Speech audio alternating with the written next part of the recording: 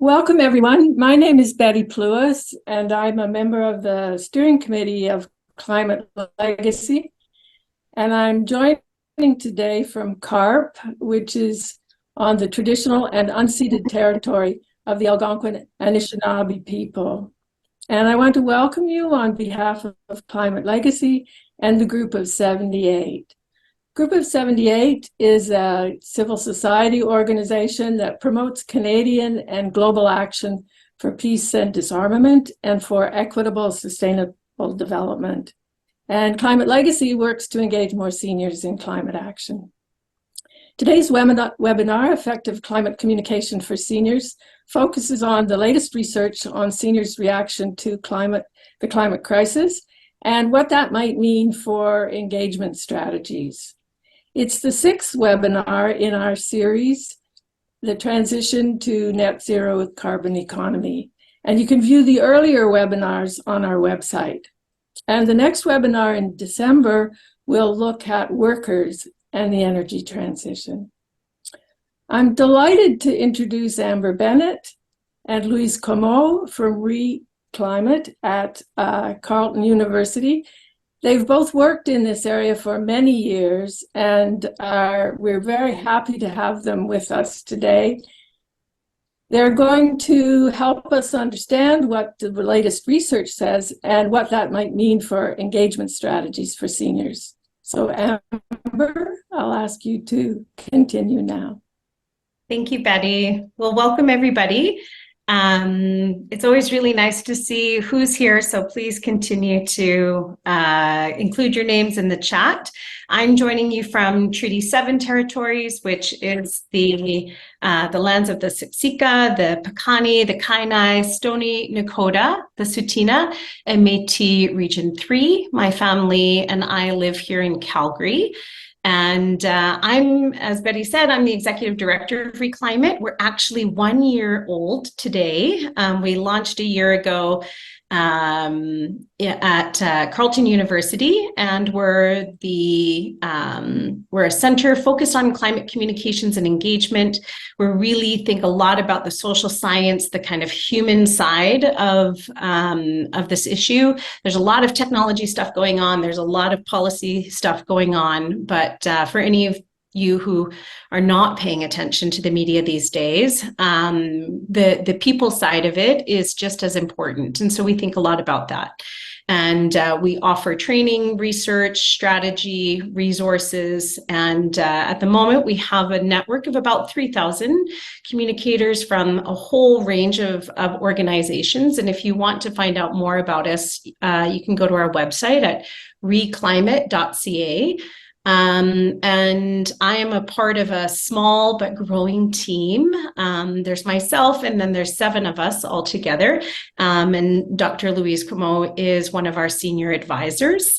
And just before we jump in and I introduce Louise, I want to say that in terms of the flow of today, Louise will provide an overview of some of the work that she's done to dig beneath the surface around what the research is saying about seniors and how they're engaging with climate change. And then she'll offer some things to keep in mind around the communications or communicating with seniors. And then we'll have an opportunity to get into some questions and some discussion, and then we'll wrap up. So that's the kind of flow. And just before we jump in, I think some of the things that Louise and I have been thinking about are, on the surface, there's, the data and things say one thing, and then kind of beneath the surface, what we see in this kind of field of communications and engagement is a lot of contradictions or tensions. So on the one hand, lots of concern and demand for action. And on the other hand, when you get to specific policies or regulations or zoning or something like that, it kind of falls apart. So that kind of supports, fragile, or it's kind of uncertain. And so we're really, in some ways, preoccupied with what is happening and why is this? And I think Louise will do a great job of walking us through some of that. What we do know is that, we kind of can think about people in, on one side, and maybe a lot of the folks who are here are, advocates, and we're the alarmed. We think a lot about this. We're concerned about it. We're certain. We're on top of it. Then you might have some other people on the other side whose identity is defined more by, not being climate advocates. But by and large, most people in Canada are sitting somewhere in the middle, and they're uncertain. They're not prioritizing this, and those are the folks that we're all in relationship with, and those are the people that we think a lot about. How do we reach them, and how do we activate? How do we motivate them? They're highly concerned, but maybe just not, it's not the top priority for them. So I think that with that, I'll introduce Louise, and then I'll hand it over to you to kind of take us away. And then I'll pop back in afterwards, and we'll have some questions. So Louise Comeau is a senior advisor with Reclimate. She holds a doctorate in environmental management, focused on environmental ethics and behavior change. She's received 3 Queen's Citizenship Medals for her work on international climate negotiations, creation of the Green Municipal Fund at the Federation of Canadian Municipalities, and advancing climate action in New Brunswick. She is a member of Canada's Net Zero Advisory Body. I would also say that Louise is one of the most generous people in doing this work in Canada today. And it's very, very unusual that I don't learn something when I get the opportunity to hang out and have a conversation. So with that in mind, Louise, I'll hand it over to you to take it away, and I look forward to the conversation. Super. Thanks, Amber. Just to share with folks as I get started, there will not be an exam. You don't have to take rapid notes unless you're really keen to. We will obviously share the presentation. You'll also have the recording. So just hold on to your seats while we go through an awful lot of material. I'm going to give you an overview of polling and research from about 2020 to 2023, including like literally last week, highlighting results for the people in Canada 55 and over, 60 plus and 65 plus. I point this out because the data is reported in each of these 3 ways. It's something that we probably want to think about as we dig deeper into the world of seniors' perspectives on climate change and potentially doing future research. I'll also explore possible pathways for communicating and engaging with seniors as it kind of emerges in my mind at this early stage with the research we've just done to this point, and then talk about strategic mobilization opportunities for seniors. We need to just always be on top of this important detail, which is 19% of the population in 2022 growing to 23% by 2030. I think it's a bit of an understatement to say that the current socio-political context is challenging, but it has to be said.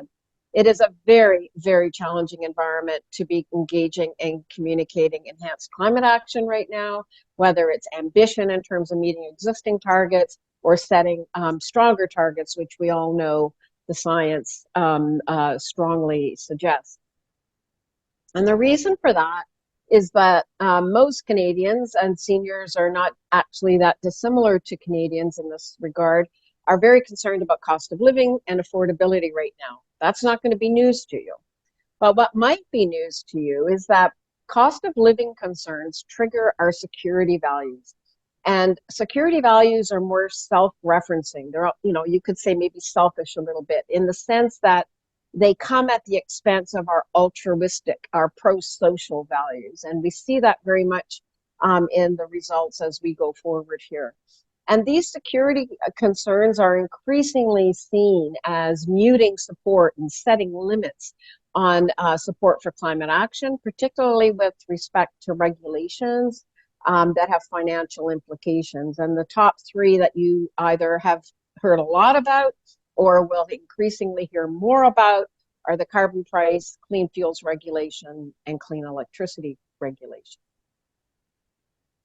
I'm going to give you some results. In this particular case, we're looking at Angus Reid, which did a very detailed, I think a very good survey on carbon pricing that came out just a week or so ago, a little bit longer perhaps.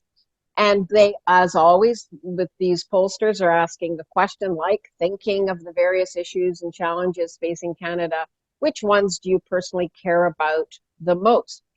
And cost of living is an important one, but interestingly, when you look at, and for Angus Reid, they are reporting for 65 plus, that in fact, cost of living is second to healthcare for seniors. And that even, yes, you've got 50% who say that cost of living is important, but 59% say that healthcare is important. Housing affordability comes third, and then environment, climate change, which is, 2 and 10, which is not that different for whatever the age cohort is. So we'll be coming back to this issue of cost of living versus healthcare as we go through this. Angus Reid also asked, and this is again trying to get a sense of how this cost of living issue is impacting support for policy. On the left here, they're talking about cost of living concerns should come first, even if it damages policies to fight climate change. 60% of seniors believe that is true, and that compares to about 63% with the Canadian total. On the right side, though, you see another statement. Fighting climate change should come first, even if it increases the cost of living for some Canadian households. 32% of seniors agree with that statement, and that's about 5% higher than the national total. So on the one hand, stronger support, of course, for limiting climate action, somewhat higher than the national total for sticking with the effort. The next few slides I'm going to take you through cover various surveys looking at climate change beliefs, in particular EcoAnalytics, which is a network of groups, environmental groups, social justice groups, ReClimate's a member, and others that are doing a lot of research nationally through polls and focus groups. And so they dig a lot deeper into climate change behaviors and beliefs. Leger's also been doing some of that work, and so we'll see some of that. The key point here is that climate change beliefs for seniors is similar to that of other Canadians. It has the same dynamic, which is that, yes, it may be happening, but it feels very distant, and in particular is not a risk for me or my family. On the left, you'll see here, essentially the slide shows two different ways of asking the same question. How much of the climate change we're seeing today is human caused versus naturally caused? On the EcoAnalytics side, you'll see, and they're reporting at 55 plus, which Leger also does, interestingly. And so they ask the question a little bit differently. Is it mostly human, mostly natural, or a combo? You'll see that seniors are not that different, or 55 plus are not that different than the national total. So about half think it's mostly human. The Leger poll, which was in June, asked it just a little bit differently. It's a mostly human, mostly natural, or just don't know. And the mostly natural is somewhat higher, and it's could be related to how those items are structured. But essentially, you've got about 70%, 65% for seniors or 55 plus that think it's mostly human. When you think it's not mostly human, that's a challenge because you're not ascribing responsibility to ourselves. And that's kind of the fundamental missing ingredient in the sauce that we need. And so these lower numbers on the EcoAnalytics side, or somewhat higher, we should be at 100% because, of course, climate change is essentially 100%. People need to internalize this, what they call this, we're responsible dynamic, so that we feel mobilized to do something. EcoAnalytics and Leger also asked what role climate change is playing in recent extreme events. On the left, or the EcoAnalytics side, you'll see, again, not that much difference between all Canadians and 55 plus, with it breaking down into seniors or 55 plus saying, some role is a little bit higher for them, 41% instead of 38%, but essentially those numbers are not that different. Leger is similar. It's related, not related, don't know. So again, their items are a little bit different. And so, we have this connection that is playing a role, but still, like, some role, a minor role. People are slowly coming to a point where they're seeing there's a connection, but it's not clear to me that these numbers tell us that people feel it strongly enough that they're mobilized to continue to support action on climate change, regardless of cost of living. This is the one that concerns me quite a bit. It's a question that says, how much do you think climate change will harm you personally, in this case, and your family? I could have used others as well in terms of like your community and so on, but I wanted to show you these two. And the scale is, in this case, the numbers represent a great deal or moderate amount. And on the national scale, or the total result for the Eco-Analytics survey affecting you personally, was 42% feel that climate change will harm me personally. It's 36% for the folks 55 and over. And on the family side of it, it's 10 points lower than it is for the national total. So seniors are seeing climate change as not something that's affecting them directly, and not something that's necessarily affecting, or at least not in really high numbers. 4 and 10, I guess, is okay, but it's a lot lower than the national total.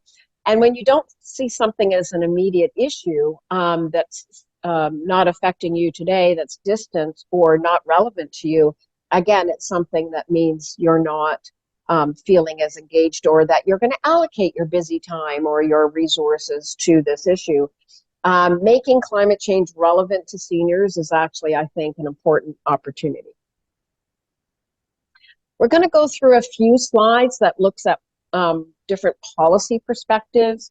And here's where you really do see security and affordability concerns informing support for climate action. This is from Angus Reid in November, and they asked the question, thinking about the next 3 years, if it were up to you, how would you approach the carbon tax? Increase it as planned, maintain it at the current level, lower it, abolish it altogether. And you'll see here the reporting on 65 plus that the results are not that different from the Canadian totals. So about 4 and 10 believe we should abolish it altogether. About 18% say lower it, 26% say maintain it at the current level, and 17% say increase it as planned. In a survey that I did with Abacus for the Conservation Council of New Brunswick, one of the groups that I work with, we asked them, and have been asking for a couple of years now, questions that relate to fairness, perceptions of fairness around policies. And often you'll see people asking about, do you support something or oppose something? But generally, we know that when people are evaluating a policy, they're actually thinking about it from the perspective of fairness. So the next few slides are going to dig into this idea of fairness a little bit. And what we find is that in the case of Abacus, they reported 60 plus, and that 42% of people 60 plus believe the Canadian, the clean electricity regulation is very fair, or slightly fair. And on a national level, the total is 35% think it's fair and 35% think it's unfair. The distribution's a little bit different for 60 plus. It's the 42% versus 37% that think it's unfair. Now, that in and of itself is not necessarily a concern, but what's the concern is the second set of numbers, and that is, how have these numbers changed year over year? We asked the same question in 2022. And what's interesting is fairness among seniors is actually holding a little bit better than it is in the national total, where fairness year over year is down 14%. It's only down 4% for seniors. But what's very interesting is the perception of unfairness is up way more than it is for the national total. So meaning some of these softer scores are shifting a little bit. 17% increase over last year. We do not want people thinking that climate action is unfair. That is like not good. Where we have an opening is that there's still a fair bit of soft opinion if you jiggle the numbers a little bit differently, and I look at the more extreme ends of being very fair or fair, or very unfair and fair. You've got about 3 and 10, and 43% are in that slightly unfair, neutral, and slightly fair zone. That's the crowd we want to really get informed, and try not to have them move further into the unfair kind of perspective. Fairness is a distributional evaluation, and it has many dimensions. This is a scale I use based out of some social science research that I respect, and I'm reporting here for the strongly agrees, and slightly agrees. Let me take you through these because they're kind of important. So for the people in the survey for the Abacus poll that I did, 77% of people 60 plus think that low income households will be harmed more by the clean electricity regulation than other groups. Now, again, that could be a number that's just interesting, but what matters most is that's 16% increase from 2022. There's only a +3 increase for the total sample of year over year. So seniors are really moving on this question of unfairness, and much more actively, if you will, than other age cohorts in the population.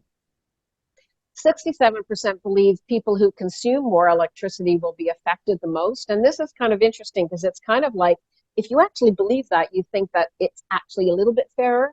And that's up 9% from 2022, and it's down 10% for the rest of the population. 57% believe the clean electricity regulation will make their financial situation worse, up 12%. And this really does reflect that enhanced tensions that people are feeling around cost of living.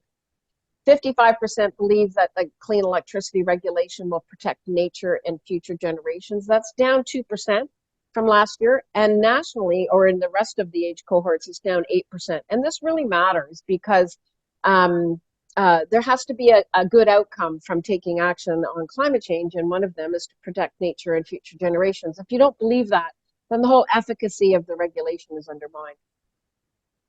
38% believe they'll be worse off compared to others, and that's up 6%. 37% believe the CER will affect everyone the same. That is not a good number. We want people to perceive that it's fair and that's affecting everyone the same, and that's declined year over year. And so in the sense there's been a slight decline in that number. So this gives you a sense of that fairness distribution. Cost of living is having an impact. It's undermining support for policies and putting them at risk. You cannot think you like a policy. You can think maybe it's a little bit unfair, but you're willing to accept it. And we were in that zone for a long time on carbon pricing. I started researching carbon pricing in 2015. Nobody liked it. Nobody said, please give me a carbon price. But you would accept it. And that is another area that we are losing. In this case, 54% of people 60 plus think the clean electricity regulation is very acceptable, or slightly acceptable. That's down 4% since last year. Unacceptability is up 13%. And this causes me a lot of concern. Again, this soft opinion element, we've got about 4 and 10 that we could, try to be more attentive to their needs and how we might engage them. But this idea of it's less fair than it used to be and it's less acceptable than it used to be is just one dynamic that we're seeing on one regulation. But it's actually, if we tried this same question for carbon pricing or any of the others, we'd see the same. And probably worse, as we saw in the Angus Reid research. Angus Reid also asked a general question. So outside of this carbon pricing thing you may not really like, should we keep working towards our 2030 targets? And again, speaking to the point that Amber raised at a very general level, kind of almost at a level of, ethics or emotion, or you feel like this is what we should do, 65 plus Canadians say Canada should keep working toward its 2030 target. So that's 63%. And that's a lot higher than the national total of 54%. So we have this perspective of seniors that we should be doing this. And on the stop working towards them, it's lower than the national total, 30% instead of 35%. So at a general level, there's more support, although we're seeing some challenges at the specifics. We also asked in our Abacus poll whether or not Canada should speed up implementation of policies like carbon pricing, clean fuel, clean electricity, and oil and gas emissions cap, and zero emitting vehicles regulations. That's a long list, but the federal government has a long list. And whether we should speed it up to control the pollution causing climate change. People 60 plus said 51% of them said speed it up. That's compared to the national total of 47%, so slightly more, which is somewhat good news. But again, it's at the general kind of level. This slide really set me back, and I think gives us some insights into seniors that we should not ignore. When we were in our survey, we were asking people, when it comes to electricity, which aspect is most important to you when it comes to your electricity? And people were asked to rank number 1 is your top priority, number 2 is your second priority, and number 3 is your third priority. Environmentally sustainable came down at the bottom, as it always does for both people 60 plus and the rest of the sample, all Canadians in the sample. But what's very interesting is that affordability is number 1 for Canadians, but not number 1, although it's very close, for 60 plus Canadians. It's 42%. The difference between Canadians and the 60 plus sample on reliability just really stands out for me. 43% of people in the sample who were 60 plus said that reliability was more important for them, compared to 34% for Canadians. And that tells me something about not just affordability on people's minds, but energy security. We also asked in the survey a follow-up question to people in the survey who picked affordability as their number 1 concern. And we asked them, in your opinion, are existing policies you are aware of that provide financial support to help cover the upfront costs of energy efficiency upgrades, installing heat pumps, and switching from gas to electric vehicles, making these options more affordable? And what's interesting is that essentially seniors or 60 plus in the sample basically leaned a little bit heavier, 33%, on not more affordable. So we're not really convinced that these programs are there for them or that help them. 36% said somewhat more affordable and not that different from the rest of the sample. And 13%, so lower than the rest of the sample, said it was more affordable. And very few thought it was much more affordable. This suggests that we have more work to do to bring information to seniors about the possibilities of making their energy more affordable. The Ecoanalytics researchers also asked what people thought the energy transition would do to affordability and energy security. And again, this is the 55 plus metric they used. Whether it would decrease affordability a lot, decrease it a little, no impact, increase a little, increase a lot. And on both affordability and energy security, 55 plus and the rest of the samples are not that different from each other. Most folks felt it would have no impact at all, about for almost 3 in 10 for 55 plus on the affordability side, and so on. So you don't see a lot of difference there, but we get some sense that there's a resistance, if you will. People are not thinking, oh, this is going to, transition will make my life a lot worse or a lot, or decrease my affordability or anything like that. It's kind of like people have either no impact or they're kind of not sure of it. We also asked whether or not they support or oppose strongly investing in a 100% renewable electricity system or small modular nuclear and gas system. And again, not that different from the total sample for the 55 plus crowd. And in terms of somewhat support, strongly support, you can see it's about 3 and 10 in terms of both of those things. So not a lot of difference between the national total. Let's look for a few minutes or a couple of slides on behaviors and what it is seniors are doing. We see a few things in the data that efficacy is high. People feel that if you take action, a good outcome can happen, but the behaviors they're interested in are limited, similar to the rest of Canada. Their eco-anxiety, though, is very low compared to other Canadians, and their preparedness is high relative to other Canadians. And you see that on this slide. So this question asked whether or not people day to day feel anxious about their personal behaviors and the impact they have on climate change, or their personal responsibility and its impact on helping address climate change. Again, on the behavior side, really stands out for me. This slide shows big differences between the 55 plus folks versus the rest of the age cohorts. So first of all, don't think about their personal behavior's impact on climate change at all. 11% more than the national numbers show, 77%, meaning they don't think about it at all day to day. On the right-hand side, you'll see personal responsibility. Again, you see not thinking about it at all day to day, 10-point difference between the national total and the 55 plus group. But the efficacy question, if everybody does their bit, we can tackle the causes of climate change. You see 9% point difference, 55 plus 74% say that's true. They strongly agree with that, and compared to 65%.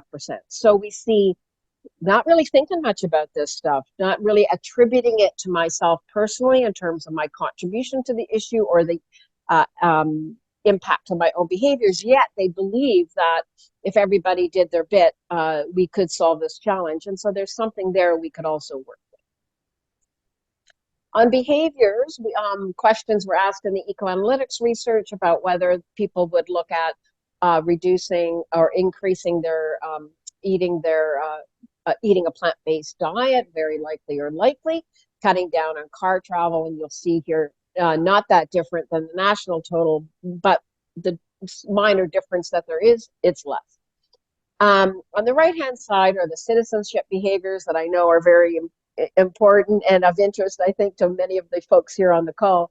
But the numbers, again, don't differ very much from the national total. So 10% would say they would be likely or very likely to contact an official, 34% vote for climate, 15% join a citizens campaign, and 7% say they would join a citizens assembly. What's really important is that this little item on the bottom left, which talks about having a 72-hour emergency kit. And it comes back to this question of security. 11-point difference between the general sample or the other age cohorts and those 55 plus, saying they have a 72-hour emergency kit. So what do we do with this kind of, first run? And this is the first run at looking at seniors. I want to do a lot more digging in future research and digging in future polls that I grab from everywhere. I'm always collecting polls. And some of the things that I see that we could think about are this question of fair share, this question of responsibility, this question of protecting nature, and this question of health. I'm going to show you two narratives that stand out in recent work I did with Abacus. And this particular one on the right is a narrative that talks about we have to take control of climate policies. It's the narrative that you will hear from a lot of opponents to climate action, particularly to the carbon price. You see it a lot in conservative circles. It says we basically need to take control of policies that put our quality of life at risk. It talks about the fact that we need to regain control over cost of living and feel safe again. We can't afford to deal with climate change. And this is looking at results for 60 plus. 36% of the sample strongly agree with that. 48% if you add slightly agree to that. So almost half the people in the sample who were 60 plus agreed with this narrative. It's about 51% in the general population, so a little bit lower than the general population. And it's a narrative that's particularly resonating at a statistical level with the 45 to 59-year-olds. On the left is a narrative I wrote to try to counter that. And it's a take control of climate pollution narrative. And it talks about we need to take control of the climate pollution, putting our safety at risk. It talks about at the end, good policy reduces energy poverty by giving Canadians more access to energy efficiency programs, and talks about quality of life. 52% strongly agree or agree with that. 67% if you add in slightly agree. And what's interesting is that's about 5% higher than the other age cohorts in my sample. And the results are statistically significant. I tried to show you mostly what was statistically significant. And so, this narrative about taking control of climate pollution, is resonating with seniors, but it's not turning into kind of like that personal level engagement. We also tested with eco-analytics narratives around biodiversity, and what we found there is that 60 plus people really favored narratives that talked about protecting plants and animals, that talked about what the personal benefits were of being in nature, that the value of having access to protected land, and that highlighted the threats to land and how protected areas absorb carbon. This is not dissimilar to the rest of the sample, but it's good to point out that it was in that order and that seniors were slightly more inclined toward these points. The 60 plus crowd also liked two other narratives as well, which were similar to the rest of the sample. One focused on a better future. Reducing emissions is not only good for the planet, but it will also help Canada transition to a stable and prosperous economy with many jobs in the clean energy sector. The other one, though, that stands out, interestingly for me, in terms of 60 plus, is this idea of responsibility. They're particularly interested in the fact that the oil and gas sector contributes most to emissions through their actual activity, through production of oil and gas, and that makes sense to them. They should be held responsible for that. And the narrative, Canadians and others around the world are already feeling the impacts of climate change. It's time for Canada to do its part in reducing emissions by placing a limit on emissions of oil and gas. Seniors, though, also like collaborative messaging. While they are on this one, Canada cannot meet its climate targets without reducing emissions from its most polluting sector. It's kind of like that responsibility, that attribution. You polluted it, you fix it up. On the right, though, they also favor messaging that says limiting emissions from oil and gas production will encourage provinces and territories to work together towards a common goal. These were unique to the seniors. They were higher than it was for the rest of the sample. Finally, I want to talk about trust before I turn into how we communicate. We're seeing a real decline in trust in institutions. It's been a trend that's been happening for a long time. Getting worse in recent years in favor of trusting friends and family, which is something I think we might be concerned about. And so, interestingly, in terms of my advocates poll, environmental groups, academics, and government actually came together statistically as a group. If you trusted these folks, you tended to be very supportive of climate action, very supportive of regulation. And if you don't trust those groups, you were not supportive of those policies. And so we need to find ways to try to engage friends and family as spokespersons to talk to friends and family. And you'll see that the distinctions between the 60 plus versus the rest of the sample are not very different. We have basically 54% in the total sample, 56% trust friends and family. I wanted to show you this because it was such a cool title. It was called the Rage Index. It was put out by Polera just last week. And if you look at you'll see the 4 columns under percent who are annoyed or angry and percent who are very angry. And the final column is 65 plus. And if you go down and you look at where the 65 plus folks land in terms of feeling annoyed or angry at the federal government, provincial government, or about the Canadian economy. On the first two, you don't see much difference. But as you get to the bottom there, in the last four, you really do see a big difference. Seniors are not as annoyed or angry about the Canadian economy as other age groups are. They are far less, 30% say they're annoyed or angry about their personal financial situation. And this reinforces the point I made earlier about other factors, important factor for many seniors, but not for most of seniors.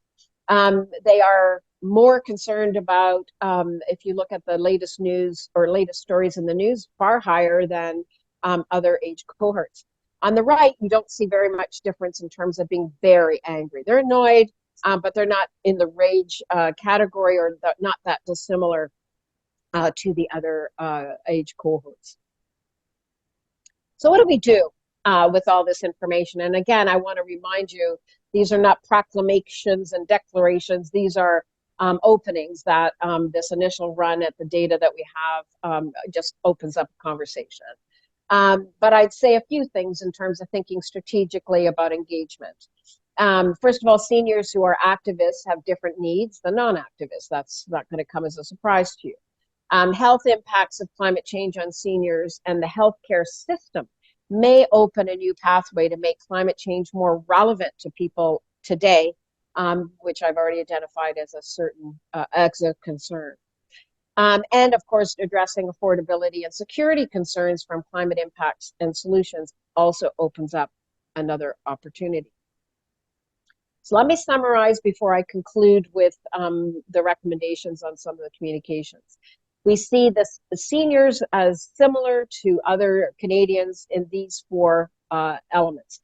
A lack of literacy on the scope, scale, and source of the problem, impacts to health, and the pathway forward.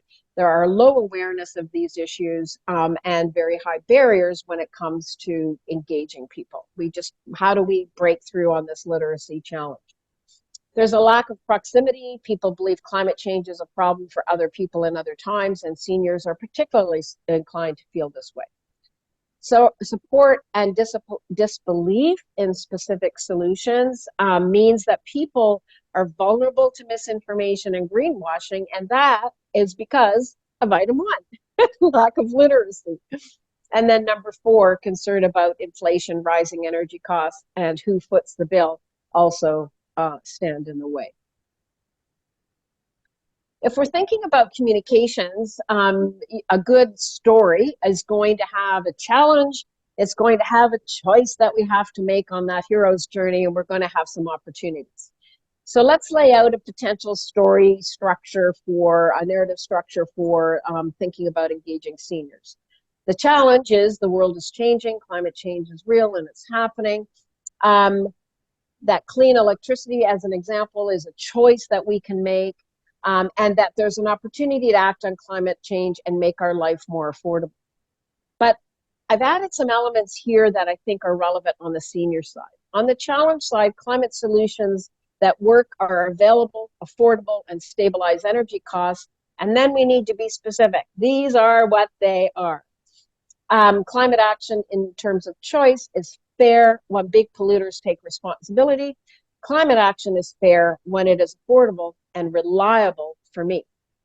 And then in terms of opportunity, collaboration across Canada can help us meet future goals, and climate action protects my health.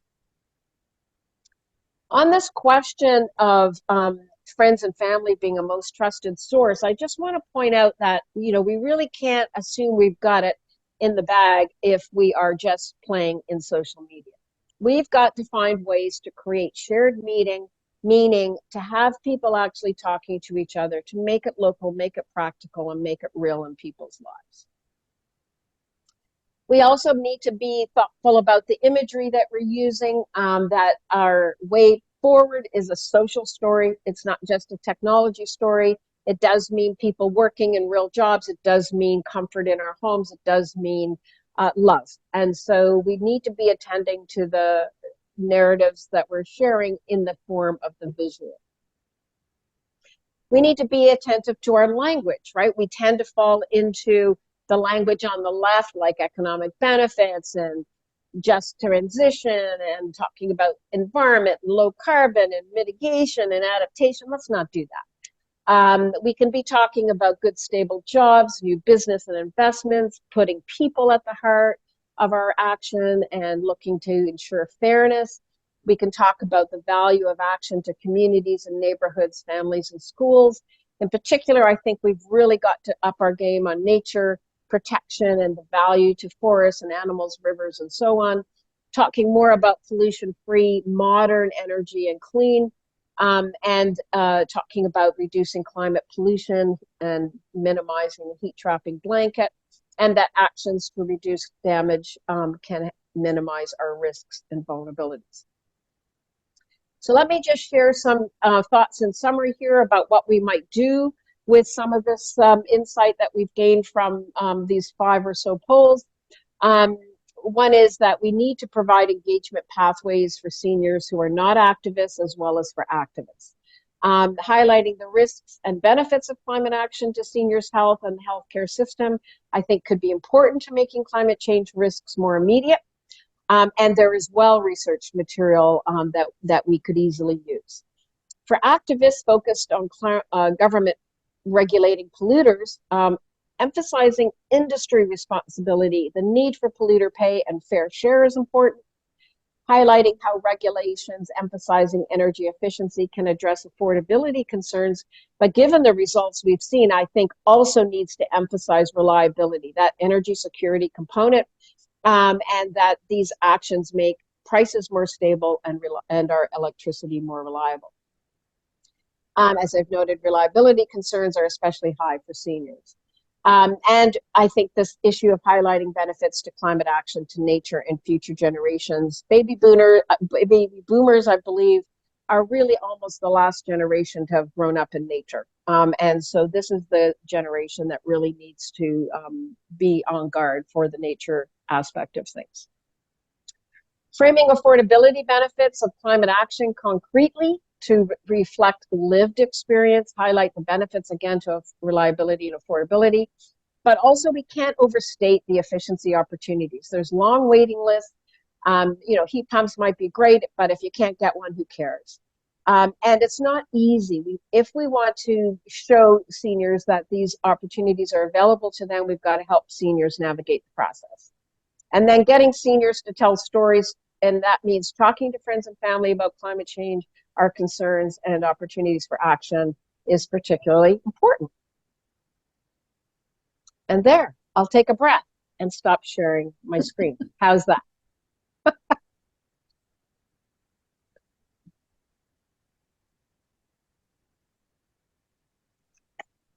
Hey, Louise, thank you. That was a lot. And we've got some great questions that folks have put both in the chat as well as the Q&A. So if you do have questions, feel free to include them. I'm kind of monitoring both, so whatever you're comfortable with.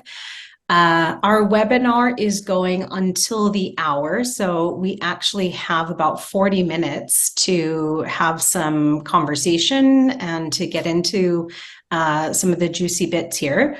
Louise, there's been a couple of questions here related to, I would put it in the bucket of literacy and misinformation. So we have some folks who are talking about, how well do people actually understand, the clean energy regulations. And so when they face advertising from, I'm embarrassed to say, my premier, what's happening beneath that. We've also got, some folks talking about the fossil fuel industry, et cetera. So I'm just curious if we wanted to kind of unpack that a little bit in terms of vulnerabilities to misinformation and what that looks like and kind of what comes to mind for you. Yeah.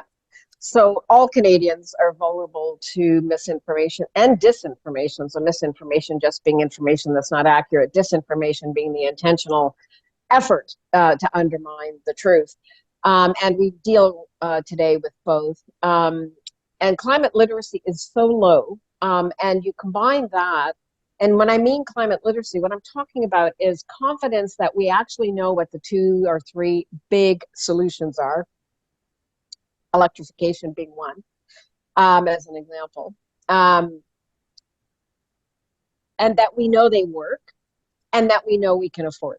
So that's the 3 things we want. We want people to know what the big 3 are, the big 4, that they work, and that they are affordable.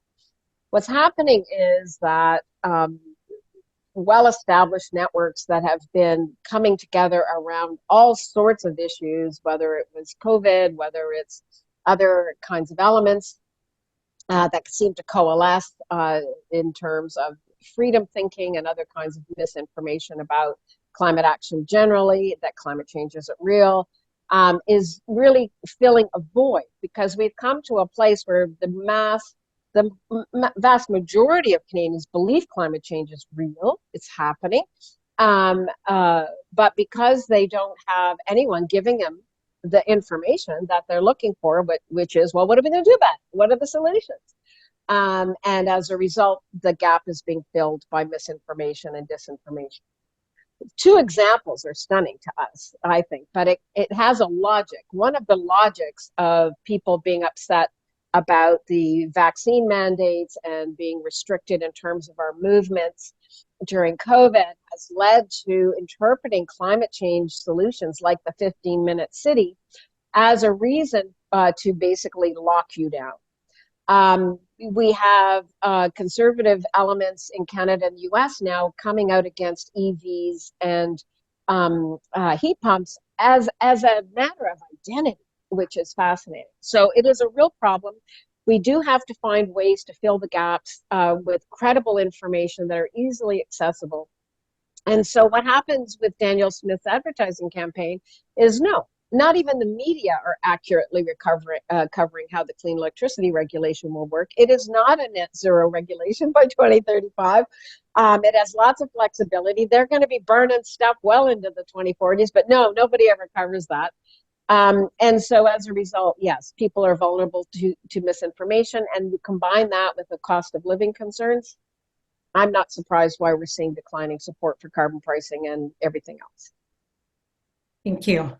I think that I made a mistake, everyone. Betty corrected me. We actually end at the half hour. So I'm sorry, we've got about 5 minutes left. Patricia, in the Q&A, just as like a little follow-up to that, and it's fair to say we're on it and we'll be thinking about it. But just kind of following up around the misinformation piece, are there anything that comes to mind around like what groups could be doing now to help or to address this? So one of the things that I think we could be doing more about is actually countering the misinformation and disinformation by confronting it and saying you are being deceived. I think that's one element. The second element is providing more factual information that people can access.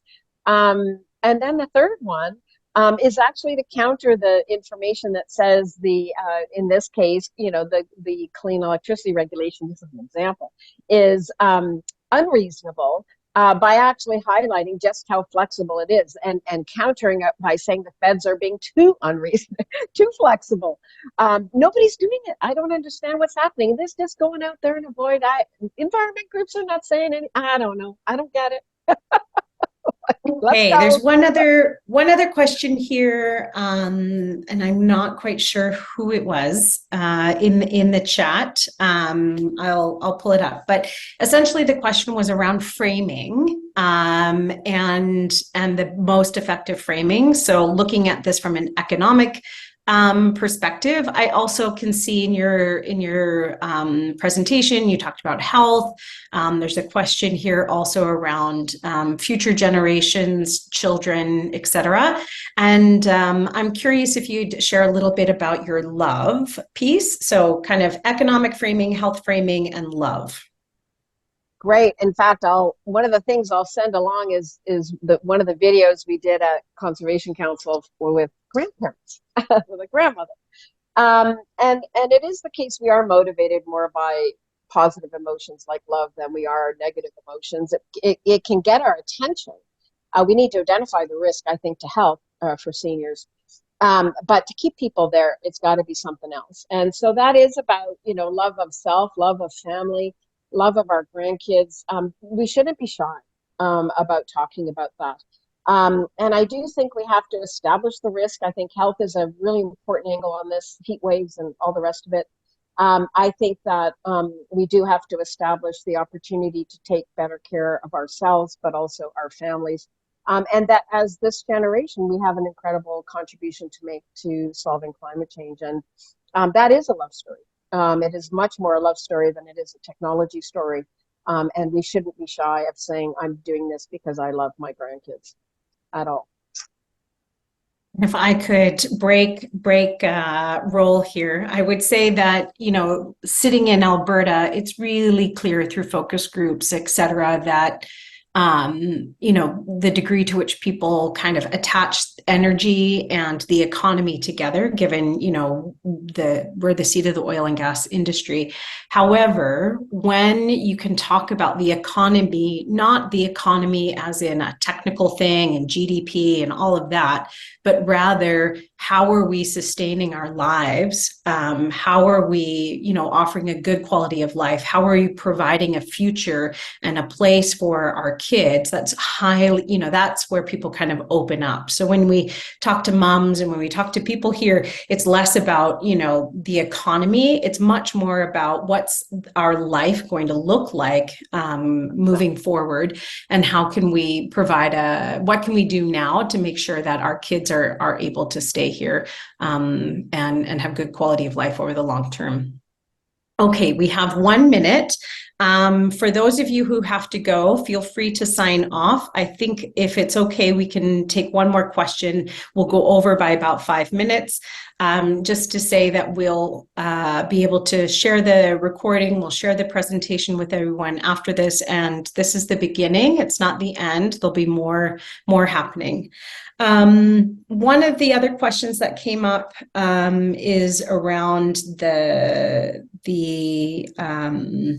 there's quite a few questions just in the weeds around the data. So I'll let you, we can kind of come back to that. But one of the things that we did talk about is the need for examples and the degree to which we're not communicating or collaborating effectively. I'm just curious, Louise, if there are examples that you have come across that you think are doing a good job either here or in other regions that we could look to for kind of some of the things that pull together some of the things that you've been talking about.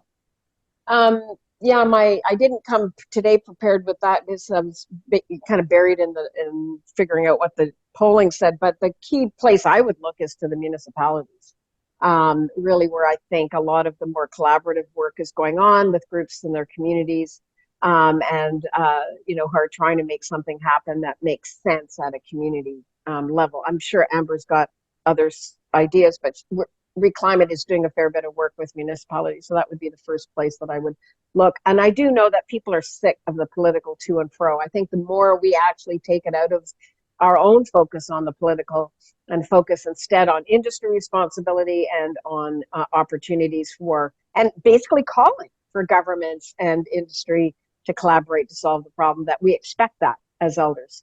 I think we should be doing that a lot more. Yeah, I would agree, Louise. One of the things that I've put into our work plan this year is a successes and failures report. So not only looking at kind of what looks or what's working, but also how are we, what are some of the things that we've tried and that we've failed at, and what can we learn from that?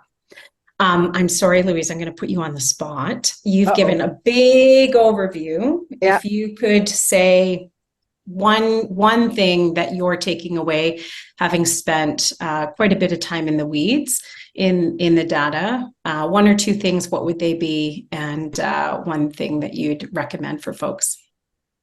Well, I think the key one, three things that come right away is it's not relevant to too many seniors.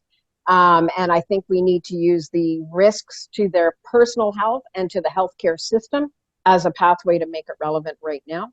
I think we need to show how climate action makes their lives more affordable and more secure. This issue of energy security, I was surprised to see that reliability concern just pop way out of there. And I think those are pathways for us to work with. Excellent. Thank you so much.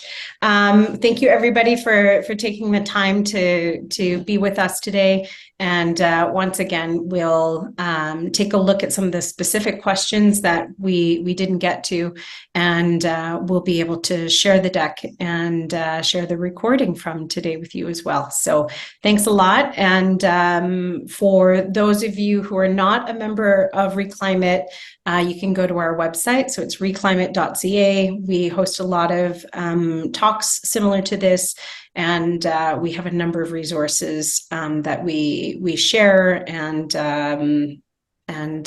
we have thoughtful people like Louise Comeau on often as well. So thanks so much. Have a good day, everyone, and we'll be in touch.